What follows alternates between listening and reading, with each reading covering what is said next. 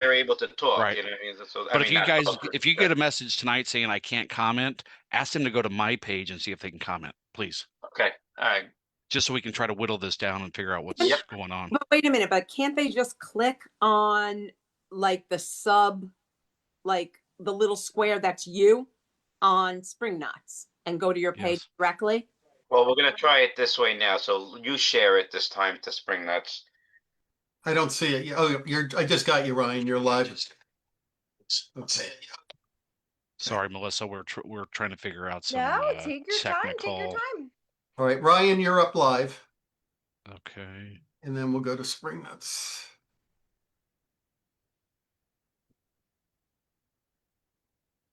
I'm not seeing myself live yet on my side. Just Me either. Hang tight. Yeah, I just got the notification and clicked on it. A little bit slow on the uptake tonight. Your mug matches my shirt. I was joking about having an adult beverage, but I am working here, guys. So I have Okay. tea. For the record, I have tea. All right. Me too. Also, I'm just freezing all the time right now. So it's like, give me tea Oh, constantly. I hear you, sister. I hear you. Totally. You see it Okay. yet, Ryan? We got 4 people watching, I see. I'm live. Now I'm going to go to share to group. I'm going to go to Spring Nuts, and we are rolling. Yeah, you should be in because I remember giving you permission the other time. Yep, we should be good. We are good. We are in Spring Nuts. I can see. All right. Melissa, just so you know, we kind of just I got it. small talk for a few Yeah, I minutes to can get people time to get onto Facebook so they can see and comment and Guys, I participate. deal with students all day. Nothing you do here is going to throw me. I can roll with anything. Oh, students are nothing compared to the shenanigans of Spring Nuts. Come on. I mean, we got immature people. Yeah. Oh, yeah. Okay. Yeah, I could see. I love Stan had the very timely background update Yes. there. Seriously. Oh yeah, that's Lauren's photo, right? Yeah. Yeah. It's my photo. Oh, did you take it? Oh, on her camera, is that it? No, it's a I took video. I shot it. Yeah, I shot him with her camera because I was up front. But she took a screenshot from that video. Yeah. Oh, Someone I said couldn't reminded stop them. laughing about that performance because I always write the blog over the weekend and I had just done one about Christmas music, Bruce and then our American Music Honors winners. And then sure enough, on Sunday that happened. So everyone who was there really lucked out. That was a great time. Yeah. It was great to hear him do Merry Christmas, Baby. Had you ever heard it in person before, Julie? I don't think so. We're just running amok here. So until someone tells me we have to formally get started, we're chit-chatting. So what's we're your just favorite? We are live though. They can see us. Is it Merry Christmas, Baby, or Santa Claus is coming to town? You all have to pick which one is your favorite right now. I'm going with Merry Christmas, Baby. Me too. I'm going with Stan. I'm going with Blue Christmas from the Carousel. Yeah. That wasn't an option, Ryan. I said you had to pick. Well, I'm an Elvis guy, so that's where my mind goes. Like that's Elvis. Anything Elvis is. Stan, somebody's asking, did you notice what was on Bruce's hat that night? It's a badge. I'm not sure what it is. I've seen him wear it before. No. Sometimes he wears like the Boston University Eagles hat. It's not or the Boston University. Okay. Do you know what it is, Julie? Yeah, I do know what it is because Domenica shot it and then blew it up.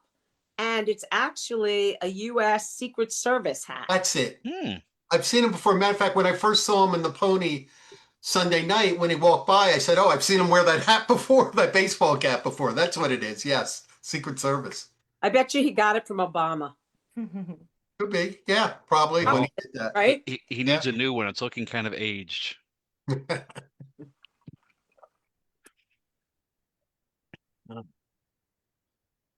Okay. So what happened with the fire? So the fire alarm went off, but they didn't make everybody get out? No, so that was the thing. So, so Stevie comes on, they go into I don't want to go home. to go home, and then within a minute, all of a sudden, like the mic sort of cut out and you hear some screeching, but I didn't recognize from where I was that it was the fire alarm, but you just saw everyone stop and then like look at each other, and then Bruce is looking at Stevie, and Stevie is looking at Bruce, and then everyone's just like, What's going on?" And then they told them that the fire alarm, but it was really like it's the funniest thing. And I was saying, like, only in Jersey and as no one cared. The place Right. could have been burning down. We're not leaving. Bruce, get back on stage. Bruce Springsteen's on stage. And We're then- not going anywhere. Exactly. Right. If the No place one is was leaving. burning down, And that's the thing. Everyone was like, yeah, no one was like scared, At all. anything. No one was like, we're not leaving. Bruce just came on stage. That's it. Play. 8 minutes, but really who saved it, I gotta tell you, was Anthony. yeah, Anthony saved that because Anthony never stopped playing, and he kept on playing the bongos all the time, and so all of a sudden in the crowd we all started singing Santa Claus and having a party and one other song I forgot. And Bruce was getting a big kick out of it. Stevie was getting a kick out of it. And then Bruce started playing the bongos with, Anthony. And it just kept the fun going because we all knew it was a false alarm. No one wanted to lose their spots. So no one was leaving. And then but you know what? I was talking to Sharon at Why Hunger because she was having a panic attack. If they had to evacuate us, right? It's freezing outside. Who knows what's going to happen if it breaks the whole momentum? It was You can feel icy it. too. There's still Yes. snow around. Mhm. Right. Who knew what was going to go? What happened? So it was like she was having like whatever. But what turned out to be it turned out to be a blessing in the end because when they came back on, they were so comical. Bruce was loosey goosey, and everyone was having a great time with it. And I mean, you saw if you watch the videos, you see how much fun everyone was having. Bruce was hugging Stevie from behind, kissing him like he hasn't seen him in 8 years. It was, it was the funniest thing. It was such a fun night. And So to did tell you the fire truth, the trucks rest of show up and the whole No. thing, or But no? the fire marshal did show up. He came Okay. in the back and they checked the alarm and then reset it. He had to reset it, the fire marshal. You know what they should have done? Santa should have came in on the fire truck then. Ooh, That would- that would have, wow. This is why you need to plan things, Melissa. You would have been all over that. All right, Ryan, why don't you start? We gotta. Yeah, it's 7:08. Okay, we'll get started here. Welcome everybody watching live on Facebook. We have our Spring Nut Cafe. We had 3 great cafes last week with Williams Honor, Reagan. I said Reagan. I didn't say Rachel. Reagan and Gordon. We had Mr. Jeff Kazee, and then we had Willie Nile. So we had 3 great cafes last week. We know we're throwing a lot at everybody here in a short time, but they've been good, great guests. And tonight, which brings us to our next great guest, Meliss Ziobro. And I just want to make sure I'm getting it right because I butcher it every time I try to say the whole thing. Bruce Springsteen Archives and Center for American Music. I always forget one part of that, so I just want to make sure. And both parts are important, as we'll discuss. So thank you. Yes, for getting the whole title there. And Melissa is the director of Curatorial Affairs. She works All with of that's Eileen a lot Chapman. to get on your business card, right, Ryan? I mean, Yes, it is. That's a lot of words. But yes, she is here. She's agreed to come in and join us on the cafe. So thank you, Melissa. Yeah, I'm so happy to be here. I know you usually have these artists and celebrities, so thanks for welcoming a humble history nerd onto the program. Hey, I'm a history nerd, so you're not alone in this. So we consider you. I just wanted to say before we get started, I was at the symposium in whatever that was, September. Yeah. Incredibly well done. I know you were involved. You spoke. You were on one of the panels. Everybody was involved. Bob Santelli, Eileen. Fantastic. Just incredibly well run with everything that was going on. And that was part of a week's worth of events that we did. And the amount of people and all the things that could have gone wrong. It was like from where we were sitting in the crowd, it was like seamless. So kudos to you and the whole team for that whole weekend. It was fantastic. Very well run. Thanks. And you use that word team, which is the perfect word to use. We are a tiny team, but everybody pitches in to get things done. All right. Well, since you are from a different angle of this, like Bruce Universe includes a lot of people, musicians, writers, directors, movie people. We have historians here. The man does have a museum and archive. So we have all kinds of people out in the universe, in the Bruce universe. It's not just musicians and all fun and games and guitars and drums. You are working behind the scenes. If you can, just tell us a little bit about yourself and your background as much as you'd like to share. Sure. So I will try not to be too long-winded. Remember, I'm a history professor too, so I have to get up and talk for like 90 minutes at a clip. I will try not to do that here. Um, I am Jersey Shore, lifelong native. Grew up in Ocean County, went to schools here in Ocean County, and then went to Monmouth University. So I'm a Monmouth University alum. After finishing my undergrad at Monmouth, I went to work for the U.S. Army as a civilian at Fort Monmouth. I have the dubious distinction of being the last command historian at Fort Monmouth prior to the base closure. So the title is command historian, but it's a little bit of being a historian, an archivist, a curator. I worked there stewarding the 90 plus year history of the base, which dates back to World War I. And it was still an active duty military base at the time I was there. So, you were stewarding that history, but also documenting the things that were happening in Iraq and Afghanistan in the, global war on terror.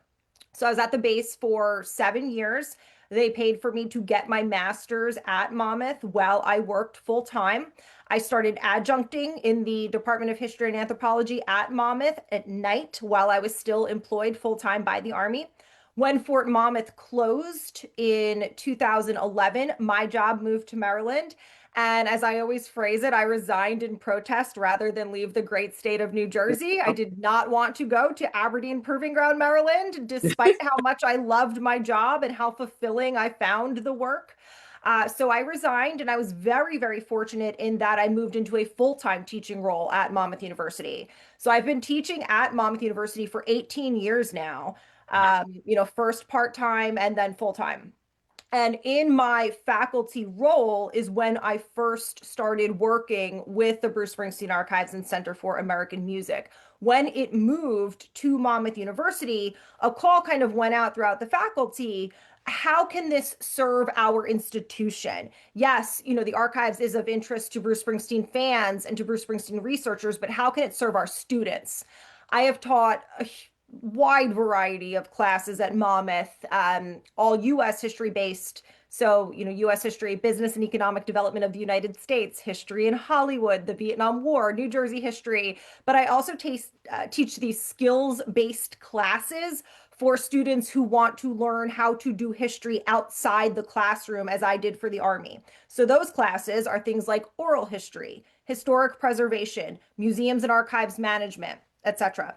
So when that call went out, hey, faculty, who can collaborate with the Springsteen Archives? I threw my hand right up because I was like, hey, in these classes that I teach, I have the students do projects where instead of taking an exam, they can practice the skills they learned in the classroom. So let's say I'm teaching oral history. We might then partner with a small museum or historic site in the state so the students could do an oral history project for them. Well, when the Springsteen Archives came to campus, it was like, okay, well, we're going to partner with them now.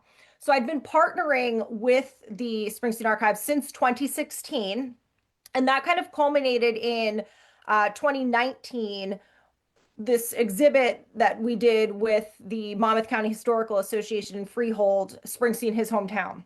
That was the Springsteen Archives' first ever exhibit, and it actually started as my class project. So I'd been working with them for, like I said, many years, since 2016. And then in August of 2023, they were growing the team at the archives in advance of the opening of the new building. And so I was recruited to move from my full-time faculty role to serve as the curator and now the director of Curatorial Affairs as we begin this exciting march towards the opening of our new building in late spring. So I'll leave it there. If you have any questions or anything you'd like me to elaborate on from that, let me know. So in the 2019 exhibit, were you heading the team that picked what you put up? Where did you get what you got? Give us the details on that. Yeah, so that what turned into Springsteen, his hometown, started as a 2018 class project. My students wrote the exhibit storyline and they selected the artifacts and we installed it at the Monmouth University Library. Stan, I think you were there, Yeah, right? that's where For we that. first met. Yeah. Yes, for that exhibit opening. It was lovely. I was so proud of the students. And there was such interest in that little no budget exhibit at the university library that I said, gosh, we should take this to a bigger platform. Now, I had worked with the Monmouth County Historical Association in Freehold on several different projects, most notably this exhibit we did to document Superstorm Sandy. So I reached out to them, with them being headquartered in Freehold, Bruce's hometown, and said, "Hey, are you interested in hosting a Bruce Springsteen exhibit?" And they were like, "Oh my gosh, yes." It was Meg Sharp Walton and Linda Bricker were there at the time, among others. And then I went to Eileen Chapman and Bob Santelli at the archives and was like, "Okay, Monmouth County Historical Association is interested in hosting this. What do you think?" And they were like, "Sure." So then, we all kind of moved forward. I was the lead curator there working with Bernadette Rogoff on the MCHA team. And it was very, very collaborative, but that's kind of how that started. And I was just teasing, Howie and Julie earlier, I think before the live stream started, that they had to give me a shout out for, I'm not new to the Spring Nuts family. When we were doing that 2019 exhibit, I knew that part of the story of Bruce's life and career had to include the fans, right? Because an artist does not enjoy, no matter how talented they are, an artist does not enjoy such a long career if they do not have a special connection with their fans. And so I knew the fans had to be a part of that story. And as I was researching Springsteen fandom, the Spring Nuts kept coming up again and again just because of, one, the strength in numbers and because of their overwhelming positivity. And so, we worked the Spring Nuts into the fan section. There's a little trivia game that mentioned Howie and Julie in the exhibit. And, I got that question wrong, by the way. We just repurposed that in the Long Branch exhibit, I think you saw. So yeah, from those humble beginnings, that first exhibit that was a partnership with Monmouth County Historical Association, now we are preparing to open this brand new, almost 30,000 square foot institution on the campus of Monmouth University. Very exciting. Before I get to that, I do want to ask you about that.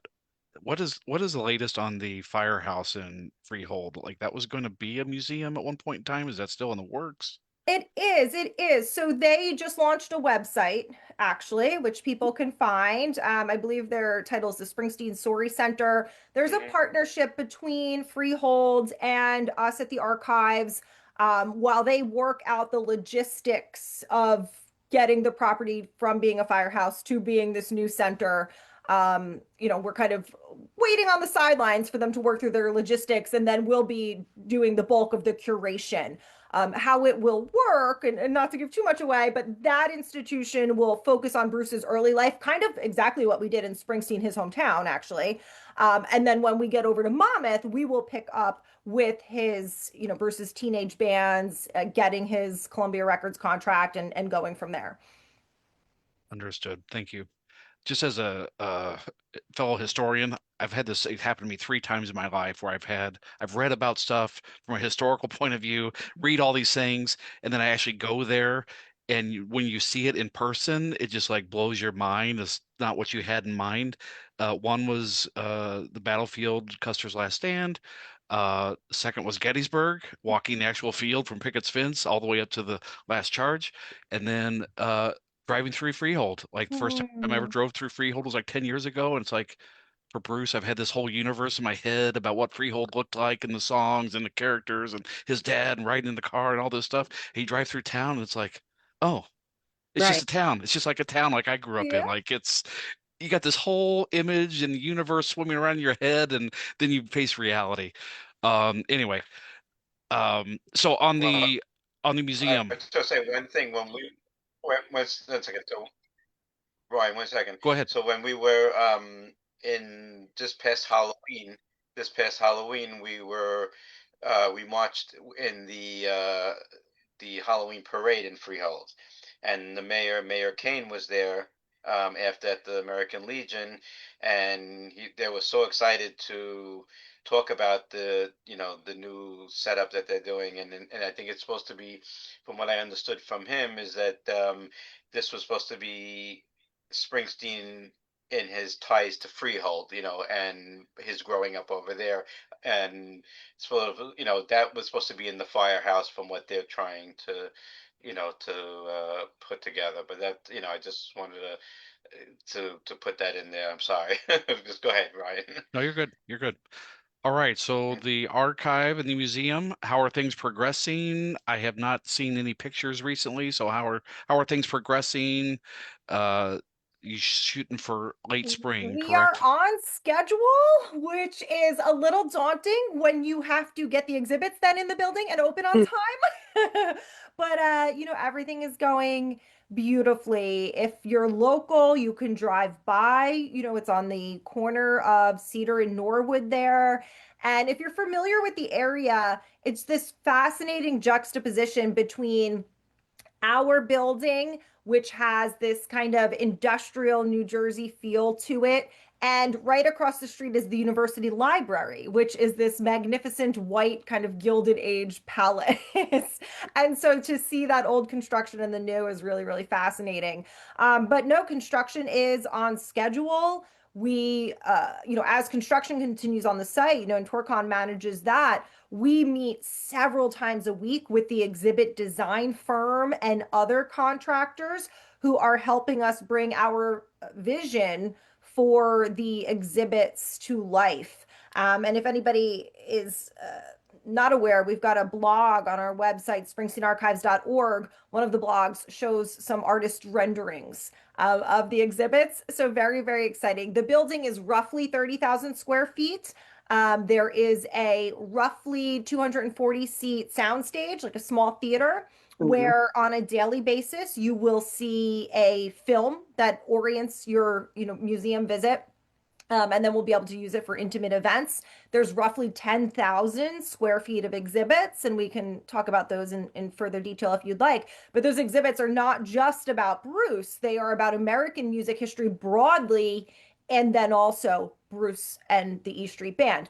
And that method, right? And the fact that even more broadly, we joked about the long title earlier, Bruce Springsteen Archives and Center for American Music. That is something Bruce himself wanted. He did not want it to be about just him. He was like, if you can use my name as a springboard to explore American music history, past, present, and future, to explore US history through this very accessible prism of music, great, go for it. And that's what we do. On that note, special shout out to Joe Ely, who passed away last night. He was fortunately inducted this past year into the museum, so I was glad that he had that honor while he was still here. But shout out to Joe Ely for those of you that know Joe Ely, and if you don't, check him out. Fantastic Texas-based singer-songwriter, punk, rock, country, alt, whatever. Bruce has performed with him several times. So if you don't know Joe Ely, go check him out. Just YouTube Bruce and Joe Ely and you'll see it. Yeah, whatever you can. I know you can only share certain things, so we're not putting your feet to the fire on anything. But the exhibits, like what kind of what are we talking about? Yeah, so we try to make use of every square inch of that building. So when you walk in, there are some small exhibits or displays like right in the lobby. One of the first you will encounter is about Bruce at Monmouth, because I think a lot of people say, why does this exist at Monmouth University, right? And I go out and I do a lot of these public speaking things, and people often think, oh, is Bruce a Monmouth alum? Right, and he's not. He did a couple semesters at Ocean County College, but he's not a college alum. He's not a Monmouth alum, but he's very familiar with our campus. He had played there, going back to his pre-recording contract days. And so we will explore that in one of the first exhibits that you will see. We have an exhibit on the electric guitar, which we're calling America's Instrument. We have an exhibit on the American Music Honors winners, which we will rotate every year as we induct new classes. So that's in the lobby. The primary gallery on the first floor is our American Music Gallery. And we look at 250 years of American music history throughout different genres, right? So if you are into hip hop or classical music or pop or country, you're going to be able to, experience it there. We also, in that American Music Gallery, look at music history through various themes, right? So whether it's race, gender, art, business, right? There are a lot of different ways to approach this story. And our executive director, Bob Santelli in particular, was like, let's not do a straight chronology. We've got this traveling exhibit, Music America, that looks at 250 years of American music history chronologically. And it's beautiful. But given the space constraints and just, wanting to be different, be dynamic, we're approaching it not strictly chronologically, but through genre and theme. On the first floor, there's also a roughly 2,200 square foot temporary gallery where we will have new exhibits every 6 months or so. So I want to give everybody reasons to keep coming back in addition to all of the dynamic programming that we'll be offering. Then when you get up to the second floor, that's when we hone in on Bruce and the E Street Band. So we will look at Bruce's career through the decades. We will look at each of the key E Street Band members historically, individually. And then there are a number of smaller galleries upstairs. There's a photography gallery. There's a gallery that looks at Bruce's songwriting process. There's a gallery that kind of recreates Bruce's writing room and looks at some of the books and objects and movies that have influenced his songwriting process over time. There is an in-concert room where you can have this immersive live concert experience. And there is an in-studio room where you can kind of pretend you're in the studio with the band and you're going to hear from the band in that room as well. So a lot of different content in there and a lot of interactives. Because again, almost 30,000 square feet might sound big, but we've got 50 plus years of Bruce history to tell, never mind the 250 years of, American music history. So a lot of interactives which allow us to engage the audience in different ways and cram more content in. So really, really just so exciting. And I can't wait for everybody to see it. From time to time, I'll throw some comments at you here from Facebook. Joey's on here. He says, I took this workshop 2 weeks ago and it was fantastic. Melissa knows her history. The layout of the building will not disappoint. So we have a lot of different constituencies, right? So there are the Bruce fans, and we love you guys. There are the music fans more broadly. There are scholars and researchers. But we want to have this building full of students too, right? And so we've been really reaching out to educators, particularly at the middle school and high school levels, to hear what they need from us. We don't want to take a build it and they will come approach. We want to understand, what do teachers need? How can we serve them? And so, that's referencing a teacher training workshop we just did with 70 educators, a little over 70 educators from across the Garden State who came to preview the exhibits, to hear, an overview of the type of content we'll be providing. And we'll have, curriculum aligned lesson plans to make these field trips as meaningful for the students as possible. So thanks for that feedback. So, Melissa, I'm sorry, Ryan. No, go ahead. Go ahead. Wondering, have you spoken to Teach Rock and sort of aligned with them? Yeah. So we have a partnership with Teach Rock. We collab with them on a number of different events, and I applaud, the Springnuts for your great support and advocacy of Teach Rock. They do tremendous work. They were just at the workshop that we had. So we'll continue to, uplift each other, to boost each other's work. Their lesson plans, their music history lesson plans that they offer for teachers, are applicable to, again, all of these genres across time. They're just really, really dynamic. If you're an educator, you've got to check out Teach Rock's website. So yeah, we'll continue to work with them, but then we will have lesson plans and curriculum that are specific to the exhibits in our space. Understood. So I know there's going to be a ton of grand openings, events, speakers, there'll be days of that. Yes. Once that's passed, open to the general public? Do you have to buy, will we have to buy, time tickets? What will the process, Yeah. will there be memberships? Yep. So those are all in the process of being planned right now. Memberships, founding memberships, ticketing, all of that's being worked out right now. We do envision that we will have to use time ticketing at least at the beginning due to what we expect will be an overwhelming demand. So we'll kind of be playing that by ear at first. We do hope to start selling advance tickets, a few months before we open. So everybody should stay tuned to our social media. We are on, Facebook, Instagram, YouTube, you name it, and our website, which is springsteenarchives.org, for information on when ticketing becomes available. You'll be able to purchase a ticket to visit the center generally, right, and explore the exhibits. And then you'll also be able to reserve a ticket to visit the archive. Now, this is a little different and interesting because at a lot of institutions that have an archival collection, you have to really plead your case to get in the archive, right? And that makes sense because it is the duty of the institution to protect the collection. So we can't just have anybody coming in, right, and pawing through it because we have to protect it. But what we want to do is have a room reserved where the general public can come in and explore digitized contents of the archive so that we are constantly making oral history interviews, posters, photos, scrapbook pages, performances, outtakes, et cetera, available to the public over and above what's in the exhibits. So we're very, very excited about that thoughtful way that we can throw the archive open to fans as well, while still keeping the original material safe. Well, Melissa, is there a ballpark figure for the opening date? A couple people have asked that here on the chat. I can't reveal the date yet. I can say it will be late spring. Okay. Yes, so stay tuned. We'll be making announcements on that soon. Right.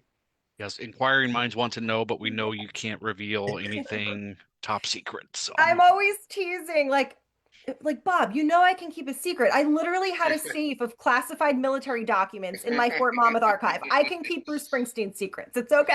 So yeah, you're not going to crack me tonight, guys. Have a couple more drinks, Melissa. Come on, let's go. That's why I went with tea instead, Right. so you wouldn't crack me. we'll keep her talking for hours and hours, and eventually. Sleep deprivation or something. Melissa, were you a Bruce fan? When was the first time you did see him play? So I get this question all the time and it makes me giggle. I just told Kenny Chesney when we had him to campus, I've actually seen Kenny in concert more than I've seen Bruce.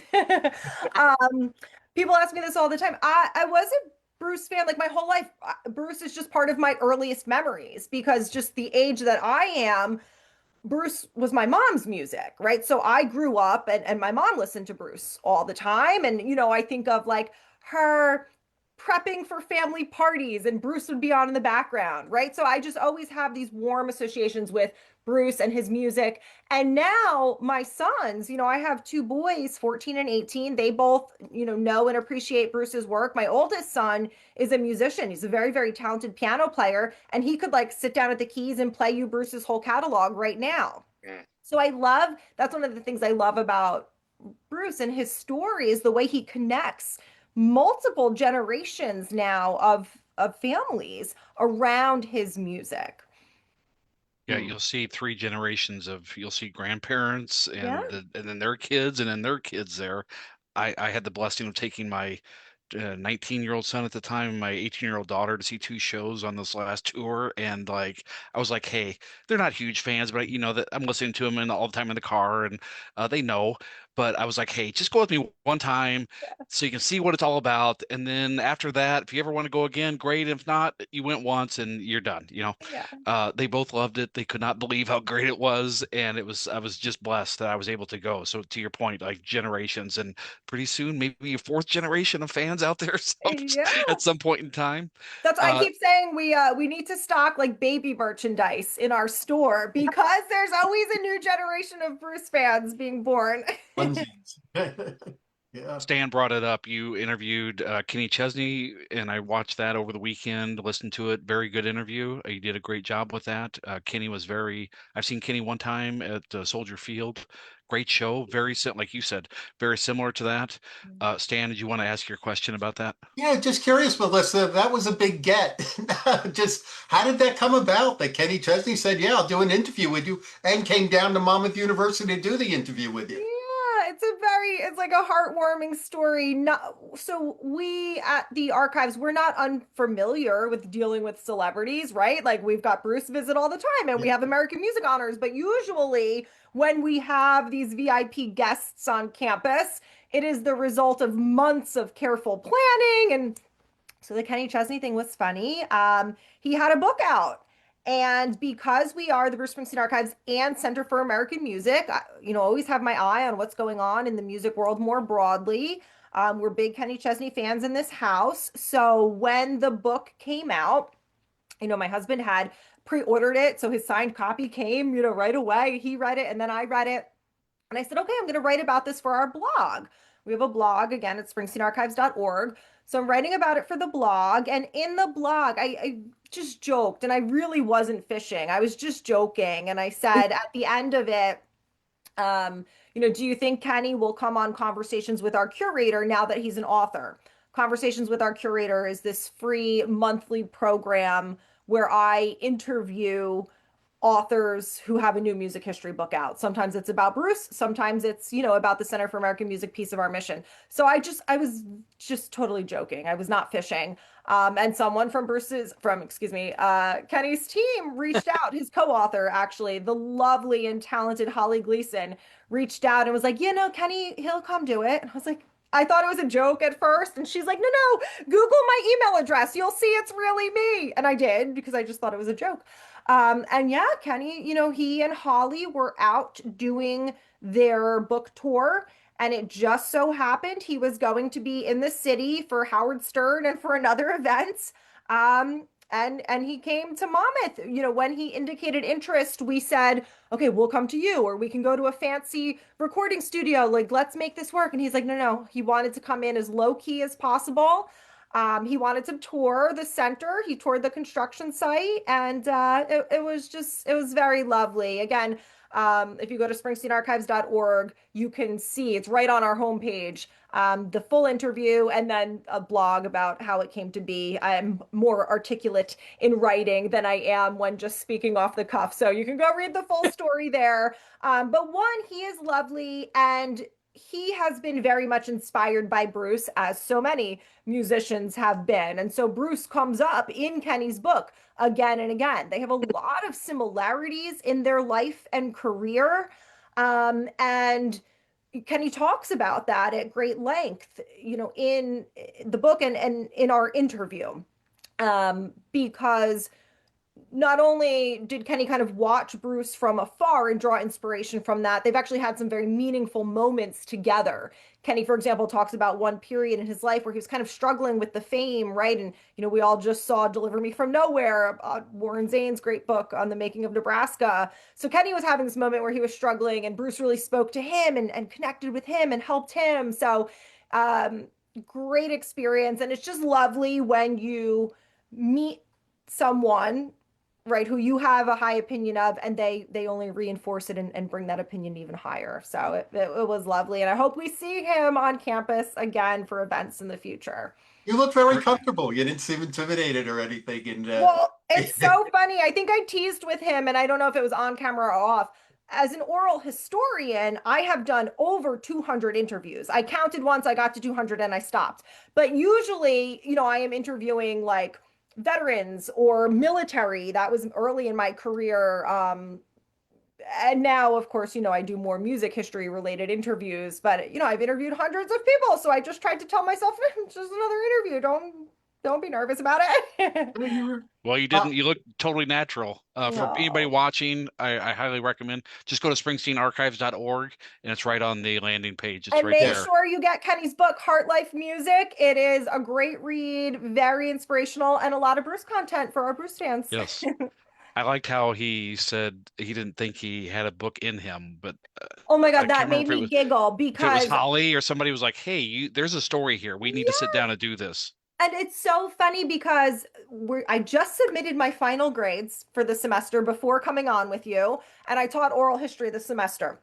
And when I teach oral history, one of the things I always tell my students is when you ask someone to do an interview, when you're like, hey, I'd like to do an oral history interview with you, a lot of times they will say, you don't want to interview me. I don't have anything interesting to share. And here I am laughing because, like, you get when your neighbor says that, maybe, or like your high school teacher, but when Kenny Chesney's like, I don't know that I have any interesting stories to share. It's like, wow, we really are all just the same in the end. Yeah, I love it. My mantra is everybody's got a story in there somewhere. Studs Terkel, who you probably have heard of, Yes. I live in the Yeah. Chicago area. Chicago institution for years, lived to be almost 100 years old. But that's what he did. He did oral histories, and then he would write his books based on Everybody. that. But that's what he did. Like he's like, I don't care if you're a street sweeper or you're a CEO. Everybody's got a story. Everybody's You got a have a unique backstory. story, and no one else can tell that story. So Melissa, you've written a few books, so away from Bruce. And I messaged Melissa yesterday morning. I was getting my car serviced, Oh, yes. and there's a guy reading one of her books right next to me. I said, "Oh, look at this." So tell about a couple of some of the other books you've written. Yeah. So I had three books come out back to back. One is a co-edited volume with a colleague from the Department of History and Anthropology at Monmouth University, Hetty Williams, Lifting as We Climb. It's about Black women public intellectuals. I particularly helped with this section on African American women in the military. And then my 2024 book, that was 2023. My 2024 book was Fort Monmouth, the U.S. Army's House of Magic, because there was no one volume history of Fort Monmouth. And with so much intense interest in the site with Netflix moving in, I was like, this is the time to do it. So that book looks at the history of the fort because not only did Fort Monmouth train thousands and thousands and thousands of men and women for wars that helped made the world safe for democracy, they had research and development laboratories there that not only saved lives on the battlefield, changed the way we all live, from early computing technology to cell phones. We could go on and on and on. So that's that. And then my most recent book is The Battle and Bastards of Bravo. It's an oral history of this unit of Vietnam War vets. So again, a lot of military history in my background. The book I am working on right now brings together my past career and my present. That manuscript is Born in the USA. This is the working title because it's not gone to press yet. But Born in the USA, Bruce Springsteen, Bart Haynes, Walter Shoshone, and the Vietnam War. Wow. So, it's something that I feel really confident tackling given the scope of my 20 plus year career here in public history. We will look at how Bruce is declared ineligible for the draft, and that's a little complicated story, and he's always spoken so earnestly about that. So we'll look at that, and then how his friends Bart and Walter go to Vietnam and are killed there, and how that really, really influences then the trajectory of Bruce's life and work. So that manuscript is in progress right now. And for those who don't know, Melissa mentioned Fort Monmouth. That's here at the Jersey Shore on Route 35 in, I guess, Tinton Falls, technically, or Shrewsbury? Yes. So Eatontown. Fort Monmouth straddles like Oceanport, Eatontown. If you are familiar with the area, if you've ever driven down, Route 35, you might see the big brick arches. That was a military base that was active from 1917 to 2011, so a little over 90 years. It started as a Signal Corps camp during World War I. The Signal Corps camp is Signal Corps is the branch of the military charged with all manner of communications. And it closed due to something called base realignment and closure. It's when the Department of Defense assesses its real estate holdings and decides where they can shutter installations to save the taxpayer money. So, and interestingly, because there's always a tie here at the Jersey Shore, Bruce Springsteen played at Fort Monmouth many times over the years, going back to his teenage days and his first real band, the Castiles. We actually have a notebook where the Castiles would keep handwritten notes about where they were playing and when, and Fort Monmouth is in there multiple times. Hanging in my office, I have a Fort Monmouth newspaper article talking about the Castiles playing at the grand reopening of the teen club, like ooh la la. And then Bruce actually played at Fort Monmouth, rehearsed at Fort Monmouth at the height of his stardom as well, because he could go there and play in the Fort's Expo Theater and enjoy a privacy that he could not if he was rehearsing at like, you know, a convention hall or something like that. I also insist that in Lost in the Flood, when he says, you know, he must be from the fort, they heard the high school girls say, I will insist to my dying breath that he's talking about Fort Monmouth. And Netflix bought most of the property, and there's going to be huge Netflix studios there. So Yeah. So very, very interesting. You know, it's over 500 acres, the property. So they've parceled sections of it off, but Netflix has purchased the bulk of it and they're getting ready to move in. They did knock down the Expo Theater where Bruce played, so that's not going to be there anymore. Yeah, Bruce rehearsed there in 1999, 2000, and 2016, I know of. Yeah. There's an article about that on our blog too. So again, I'm really selling this blog tonight. Springsteen.org. I didn't read that one yet. There's got to be some history nerds out there who want to go read all this content. Melissa, on a totally side note, you mentioned it in the interview with Kenny, and it hit home with me. You brought up the fact that you consider yourself to be an introvert, which most people don't. I too feel the same way. So when you said that, I was like, oh, that's how I feel. Yeah. People say I tell people I'm an introvert, and they're like, no, you're not. You're too social. You don't understand. Like most people don't have a general understanding of what that means. Me for an introvert, and it's 1,000 different definitions. I love to go out and socialize and go to concerts and do this kind of stuff, but then I need my time to just chill out and recharge my batteries and think and process. So when you brought that up, that really hit home to me. So thank you for saying that. Yeah, my students always think that's hysterical because I do you know, you're in the front of the classroom and you're teaching, or I do all of these lectures and public speaking engagements. And it's like, I can force myself to do that. It's almost like Professor Ziobro is a character that I can inhabit, but it's not comfortable for me. I'm nervous. And then when it's over, you kind of like, I feel like a deflating balloon. It's like, oh, okay, I survived, and now I can get my jammies on. It shows. Well, as soon as we hang up, I'm going to deflate and go get my jammies on. So thank you for that. Yes.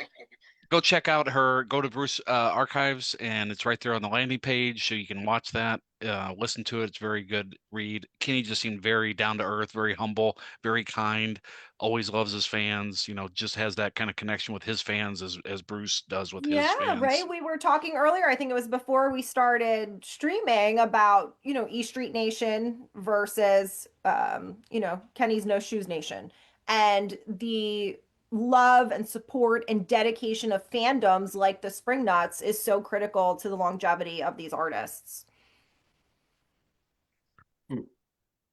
Okay, so I have 3 questions for you. I've asked all of our guests this. So are you ready for 3 quick lightning questions? We just talked about what an introvert I am. Now you're going to put me on the spot. Okay, let's go. Let's try. Hey, if we're going to run with this for this section of time, then we're just don't believe you. Yeah, we don't believe you. All right, do you remember the first cassette tape, CD, album that you ever bought? Oh my God, that's hysterical. I don't, but it was probably like a hairband something. I have an aunt who is 8 years older than me, and I just always idolized her. I still idolize her. You know, like a big sister. So she was very into like Warrant and Poison and Trickster and Firehouse. And so it was probably something like that. There's this Christmas story we always tell where I opened Warrant's cherry pie before she did. And she was like, why did the kindergartner get cherry pie? Like, so it's probably something hairbands. Second question is, do you remember your first concert that you attended? I don't. I am so bad with this. Really? You're a historian? You don't remember your own history? Well, I am a history nerd, not Like that's kind of how I'm a music lover. I love and appreciate music. There's always music on in our house, but you could ask me about the books that I remember reading, and I am much more fluent and remember that more than I do the music. It's so funny. I'm always joking like Bob and Eileen are our cool kids and I am our history nerd, right? Like I am the resident history nerd. So I really don't remember. Okay, fair enough. Fair enough. Okay, so on that point, follow-up question is, if you could go see anybody right now that's playing, who would it be? I am so torn on this too because I never know. Let's use the hair bands example again. And somewhere, if my boss is listening to this, he's cringing because he's always like, "Oh, Melissa with the hair bands." I'm always torn on this because do you want to see an act after the fact? No, not after the fact. You know what I'm saying? Like, did I want to see Motley Crue in 1989? Yes, but I was 6 years old, so that didn't happen. So I don't know that I want to see Motley Crue today. I don't know that the magic would be the same, you know? So I guess I'm gonna go with like Dashboard Confessional. I would want to go see now. Okay, interesting. Actually, I have a question for you, Melissa. Yes. So going back to the opening back in Monmouth, I think you said it was in 2018, the exhibit. So what was it like when, and because I pulled some pictures, I was trying to find pictures to put on today and whatever, and I pulled the pictures of Bruce and you and Bruce shaking your hand and then you and Eileen showing Bruce the exhibit I would assume for the first time, like everybody else. Yep. I actually heard a story, but I'm not sure. I think Eileen was the one who told it to me, on a sidebar that she was saying that I think Landau had seen it and told Bruce, you need to come down and see this thing when it was done. But anyway, what was it like that night when he did come in and see it and you were showing him around? What was his take on this whole thing? My recollection was we didn't know if he was coming or not. It was like, is he coming? Is he not coming? Is he coming? Is he not coming? Right. We wanted everything set up perfectly in case he did come, right? Mm-hmm. And there was like a backstage kind of area set up for live music. And we were like, that needed to be perfect in case he came, in case he wanted to hop on stage, but nobody knew until the last minute. And then, he did come and it was just enormously gratifying. I always say I don't get starstruck. Again, I think it goes back to my early work for the military. Like, show me a Purple Heart recipient and I will get starstruck, right? And I don't mean to sound disrespectful to anyone when I say that, but like show me a Gold Star family and I will be starstruck. Musicians, I love them. They're great. They provide an enormous service in the world, right? Uplifting people's spirits, bringing people together. But I don't get starstruck. But having him come was enormously gratifying because it was so much work to do that exhibit. It was a huge labor of love to do that. So for him to take the time to come, you're excited, you're nervous because honestly, I have to say, then and now, I get more nervous about the fans seeing our work than I do about Bruce because the fans have a more encyclopedic knowledge of Bruce's life and career than Bruce himself does. Yes, that's true. Hands down. Yes. Hands down, they do. So, Stan, you don't get better than Stan. Stan it was. was This is why he's here. I've gotten really nervous when Stan came around. I do. I still do. Stan was my encyclopedia, so that's Dan why was he's at here. a program I did in Long Branch recently, and he was so kind. He was like, "You really know your stuff," and I was like, "Whoa." Well, if Stan says that, then I am good. Very good. Very good. So yeah, when he came, yes, it was gratifying. I was appreciative. You are a little nervous, but I really don't get. But how did when he was looking at this stuff for the first time? Because we know people that were there. We were outside actually at this point. We've already seen it, but I know when he did come in, everything like stopped and everyone was getting held up. And we had a lot of people that were there that day and they were texting. So Bruce is here, and they kept them in the back. And they were watching him see all these exhibits. and seeing his, everything that is his life. I mean, this is his life, and he's singing it for the first time. I'm assuming, like everybody else was. So, what was his reaction? Every time I engage with him, he is always so sweet, so humble, and always seems slightly awed by it all, which you would think Yeah, he wouldn't be after this long. But whether it's walking him through Springsteen, his hometown in 2019, or, the few times I've been part of the team when we walk him through the new construction site, he's like genuinely awed, and he says like wow a lot. Like when we were walking through the construction site of the new building, he's like, wow, wow. Like he almost, and certainly I can't speak for him, but you asked my perception of it, almost like he can't believe all of this fuss is for him. After all these years, he still can't believe that all this fuss is for him. And that is just the sweetest thing in the world. right. Well, how Wow. could, I mean, he wouldn't be Bruce if he could believe it, Yeah. like he just, and also you have to imagine that if you're Bruce, you are so famous, you can't even think about that Yeah. ever, or else Yeah. your head will just explode, Howie said the three key words that are known around the Jersey Shore when you're at an event. Bruce is here. When I was everything gonna say Bruce might show up, but Yeah. Bruce is Right. here. Okay. But Bruce is here. That happened at the Stone Pony the other night at T-Rock event in October, at your event Yeah. in Freehold. That's the three magic words. Bruce is here. Really, really, where? And everybody starts texting each other. He's here. I just saw him. I just want to say for people at the Jersey Shore, Melissa does a lot of different talks, and I've been fortunate enough to see them. One on V-Disc, which I didn't know anything about, which is very interesting. Victory Disc from World War II, and one on Fort Monmouth, the history, and I've been at a couple of her Bruce Springsteen talks too. And check them out. I know you do quite a few, so Yeah, I mean, that's our mission is education.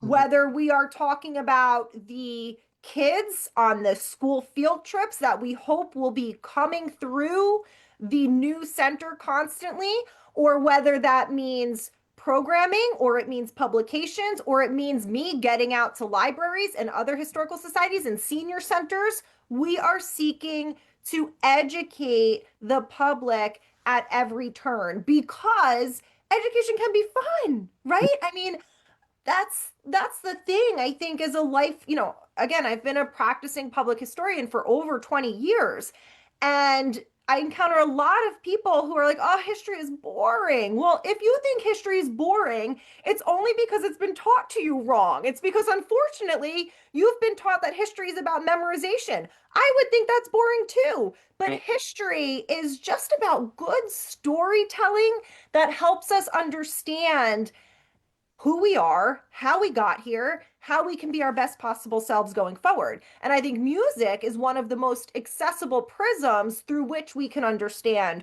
our shared past. We live in such divided times that sometimes you feel like you can't even talk to people, right? Because you're afraid of saying the wrong thing or this and that. But I think music, perhaps more so than anything, brings people together. Mm-hmm. Absolutely. Yep. It's the one and one that makes three. Yeah. There we go. So Melissa, I know you can't. He's gonna kill me. Whatever. I'm not. Whatever. Let me just put it. Back in 2009, 2010, the Rock and Roll Hall of Fame had a Bruce Springsteen exhibit at the Hall of Fame, and they had basically like half of a floor. And for me, being somewhat new to being like a serious Bruce student, you walk in there and there's the notebooks behind glass, and there's the guitar, and there's the jacket, and there's Clarence's sax and Danny's accordion. It was like, oh my God, it was like, I don't belong here. Like, I shouldn't be seeing Check, this. check, Like, check. Yeah, we'll have all of that stuff. So that's what- and so- more. Bruce has said, like, it's not, there's a warehouse where he's got all of his clothes, and he jokes about how him and Patty have clothes that they wore the day that they first saw each other and what other stuff. So, like, how does this work as far as what is put in the exhibit? How does that work? It's difficult, right? Because if you drive past that building, you're like, oh, it's a big building. It's not when you have so much history to cover. And so, like I said, we meet multiple times per week with the exhibit design team. And our end, Bob Santelli and Eileen Chapman and I, we are constantly honing the storyline. What is the story we need to tell in the space allowed? and what artifacts can help us do that. Now, the tricky thing is new artifacts are constantly presenting themselves. Whether it's individual people donating things or Bruce finding things or, good friends to the archives like Rich Russo uncovering things, there's just constantly new content presenting itself.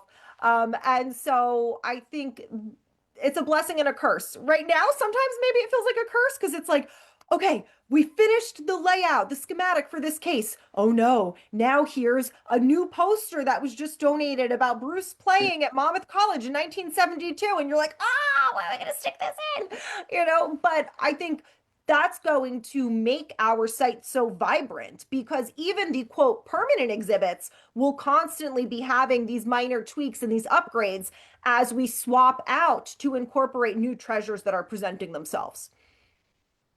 Interesting. I know Gary was interviewed, and I think Bob has mentioned this. I know for a fact Gary was interviewed extensively by Bob. But those going to be like permanently running somewhere there? Yeah, so we have a robust oral history collection. We interview members of the band, yes. But we also seek to interview folks whose stories perhaps don't get told all the time. So for example, Marilyn Rocky, who was, Bruce's landlordess when he was at, 7.5 West End Court writing Born to Run in Long Branch. Or on a more serious note, I referenced the book that I'm working on.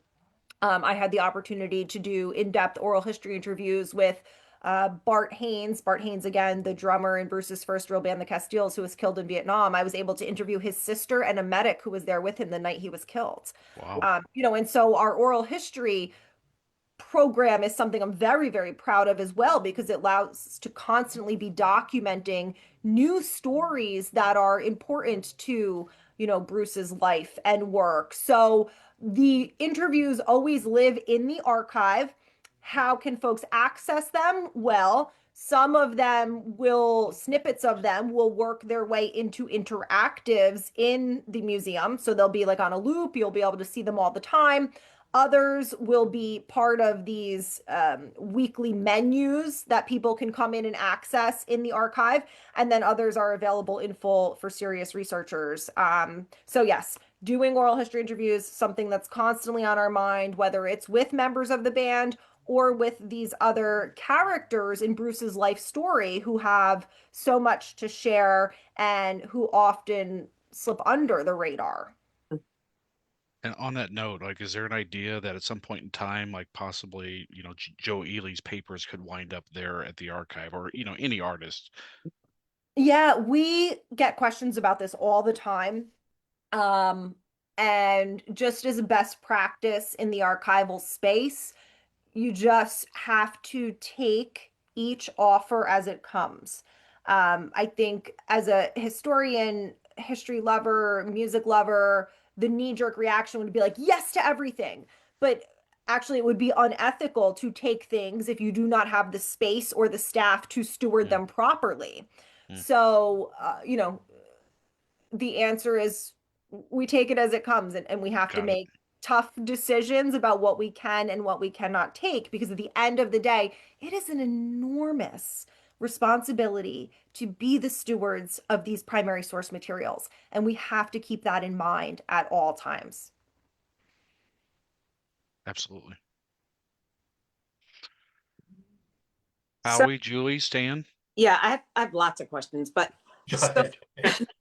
I mean, you might have touched on this and maybe I just missed it. Is there going to be like a room or like a media area where you could go in and like watch concerts and watch like maybe the symposiums that happened, or, will that be something that's permanently able to be dialed up? Yeah, so there'll be the in-concert room where you go in and it's kind of like walking into a show. You'll feel like you're immersed in the crowd scene and there's bleachers. And there'll be a curated list of video performances that loops all the time, right? So that'll be on constant display. That's And really then it's cool. So it's going to be like you're in the audience of that. Yes, we're going to incorporate some fan signs and Wow. stuff. So it's a really, really fun space. I can't wait for everyone to see that. And then as far as the other content, like you reference American Music Honors, oral history interviews, things like that, that'll be part of what people can access when they get into the archives. Very cool. And then remember, we'll constantly be having programming as well.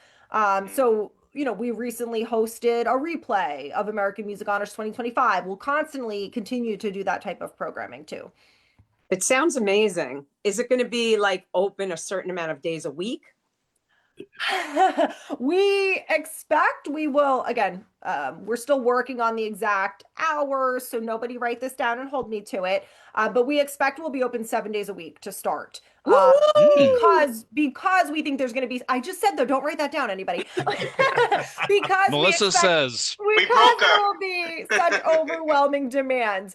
And then we'll see, if we can taper it off a little, if we don't need to be open that much. But it's so important to us that once we open, everybody who is so excited to come visit has the opportunity to do so in a timely manner. It's just difficult to predict, when we talk to different folks involved in the project, say, the exhibit design firm or others. And it's like, well, how do you estimate the number of guests you will have? There is no institution quite like ours to look at for comparable attendance numbers, right? So conservative estimates we've heard are like 50,000 people a year. And let's remember what an enormous heritage tourism driver that is for the state of New Jersey, right? Because all of these people are coming in to visit. We'll have people flying in, driving in, renting cars, getting hotel rooms, eating in local restaurants. So we're very excited about the contributions that we'll be making to the state, as well as elevating the profile of Monmouth University. You'll have school groups visiting too. What age would you, or what grade do you think would start? Fifth, sixth graders? Would you go younger, or? We're thinking probably middle and high schoolers. Although at that educational workshop we just had for teachers, there were elementary school teachers who are interested in coming. So again, it's new for us. We're going to work through how we can best serve those teachers. It's all about listening to them and their needs. So making sure we have curriculum aligned lesson plans that, dovetail with all the state standards, et cetera. So right now we're thinking it's primarily middle and high schoolers. And when we talk about kids, it's important too to note that there will be areas in the museum where we will incorporate like young up and coming artists. One interactive that pops to mind for me is it looks at artists who influenced Bruce and artists who have been influenced by Bruce. Because we want to make sure that we are appealing to and accessible to visitors of all ages. It's excellent. Yes. how many guests are you calculating that go through every day? We talking 1,000? We talking 500? Again, it's a little tricky. Yeah, I don't want to put an exact number on it just yet, because we're working on the traffic flow there and how many tickets we can accommodate per day. Understood. Do you have a room there, Melissa? Because you'll probably be there 24/7 for the first month. No, this is funny. Our offices are not even in that building. Will they be? Are they going to move in there? Or? No, there's no room for our offices. So we are going to have to walk over to the building every day. But Wow. that just goes to show like how much story there was to tell that we didn't even put our offices in there. So, we'll have desks in another building and then we'll walk. I'm going to wind up with like a wagon or something that I just drag around and work out of the wagon every day. I don't know. Golf cart, something, Yeah. penthouse. Maybe they'll build a penthouse for you on top. All right, Melissa, I have a burning question. Stan and I have talked about this. It's one of the great tragedies in the Bruce universe. Do you have any knowledge about the piano that Bruce composed Born to Run on that was in the house? And as far as we know, it could have gone on the curb and gone into the Monmouth County dump for all we know. This is like the great white whale. No, occasionally we get like leads on what might have happened to it and where it might be. But nothing's ever panned out. So no, if anybody's got a tip, Ziobro at monmouth.edu, please send me your tip. I will go dumpster diving. I will do whatever I need to do. Send me your tips. When I show that house on our tours, I always say, "Here's right here where the piano was left for the garbage man, right here, Yeah, right up front." Yeah. It was And right it's like, really, how would we verify it was the piano at this point? You know, are you just going to show the piano to Bruce and be like, Bruce, does it look like it? Does he really remember? I mean, it's very Right. tricky. But hey, the tip line is open, everybody. Send me your tips. Ziobro at monmouth.edu. You just opened it up. Tomorrow you're going to open up 1,000 emails. That's how I I'm have gonna the spend piano. my whole Christmas break is just going to be chasing down these leads now. My grandma has a piano in her basement. Oh, great. Is Any there questions online? No, I don't see anything here. is there going to be a snack bar? I was wondering that. I was We wondering, just thinking that. We don't have a snack bar. We do have a very beautifully curated gift shop that will be in the store. And everybody remember, we are a 501c3. So we are an educational nonprofit. We do not take tuition dollars from Monmouth University. We have to fundraise for both our annual operating and for our capital costs, which is why we are such a tiny team. So, you know, whether you donate on our website or you buy our merch, every dollar goes towards supporting the preservation and conservation of these artifacts, their interpretation, and our educational work. Okay. Very nice. Very good. So, Melissa, once again, how can people see the interviews like you did with Kenny Chesney? Are they on the website? Yeah, people have been asking that. Oh, absolutely. So again, our website is springsteenarchives.org. Tons of great content on there. We just got up a new FAQ section. There's 25 interviews that I've done via our Conversations with Our Curator series. So you can get on there and scroll and just, you know, we've interviewed incredible authors. Alan Light on his new Fleetwood Mac book, Warren Zanes on Deliver Me from Nowhere. You know, so the last book I did was on Boys to Men. So regardless of what genre you like, we've probably interviewed an author. There's the blog on the website. There's a calendar you can subscribe to. We'll have a lot of great programming coming up in 2026. A lot of programming we're working on that will tie to America's 250th birthday, which of course is next year. So yeah, you want to go dig around our website. A big shout out to Zach Sandler, who some of you may know from Danny Clinch's gallery. He does our website for us, so he's wonderful. Wow, man of many talents. I didn't know that. Yeah. Melissa, I'm looking at something. I'm looking at the calendar on the February the 11th, conversations with our curator, with Preston Louderback on a topic very near and dear to my heart. So is that Elvis, is that a live thing, or is Yes, that going to be like the Chesney? Conversations with Our Curator. It's a zero budget program, and I just remain in awe that I've convinced all of these wonderful authors to come on it. It's just via Zoom. So all you have to do is sign up for the Zoom link, and I run it like a regular Zoom so that everybody can ask questions. I want it to feel like we're all just hanging out in the living room together. So I did just post through September of 2026 up there. There's books on emo and Elvis and everything in between. So I hope to see you at some of those programs. It was just a nice way to provide some free content to folks so that there was no barrier to enjoying based on either admission fees or geographic location. Because we do host so much great programming here at the shore, but we want to have friends all across the United States. So once a month, you can grab your beverage of choice and chat with some of the best authors in music history. Well, it said get your ticket, so I clicked on that thinking it was like actual, but there I see it. It just takes you to the Zoom. Yeah, just got to So- register for the Zoom. It's all free. Got it. I'll be there. Yeah, some of the comments, Melissa, on here, very exciting. Wow, with bunch of exclamation points. So everybody's looking forward to this. Well, thank you so much, everybody, for humoring a history nerd on the program. I hope everybody enjoyed a little peek behind the scenes at what we have going on, and just so many exciting things happening in 2026, and none of it would be possible without all of you. Because again, I will say over and over again, artists only enjoy this extended success if they have a dedicated fan base. And not only is the Spring Nuts a dedicated fan base, they have also activated that love and dedication of Bruce to do so much good in the community. So it's Thank always you. a pleasure to engage with the Spring Nuts. Well, Thank Melissa, you, Melissa.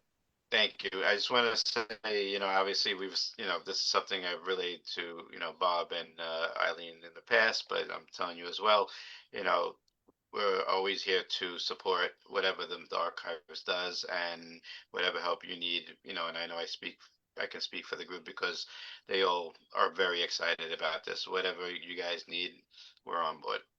Awesome. Awesome. Thanks, everybody. And also, Thank you. also Thank you, Melissa. when I retire, I'm going to come and volunteer at the museum. Well, actually, that's another thing to keep an eye on. Again, everybody's really got to go to the website and follow us on our socials.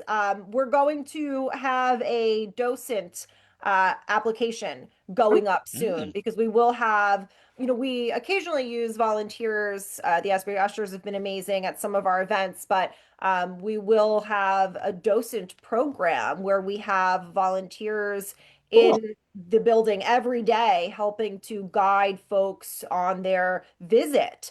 So I know that in the Spring Nut, surely there are some wonderful, wonderful candidates. So keep an eye on the website for that as well. We'll have an application and then there'll be like, a training program for the docents. And of course, some benefits that will go along with it to thank you for your service. Like a t-shirt, like a Oh, even more than that, you'll see. We're gonna thank folks for volunteering. So Sorry, Howie, I gotta quit work.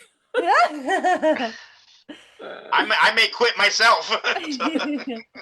No, this is really exciting though. I'm so psyched for this. I can't wait because there's a lot of programming. We don't live in Jersey, so it's a little. I don't know. You've been here a lot lately. You guys might be like honorary Jersey residents at this point.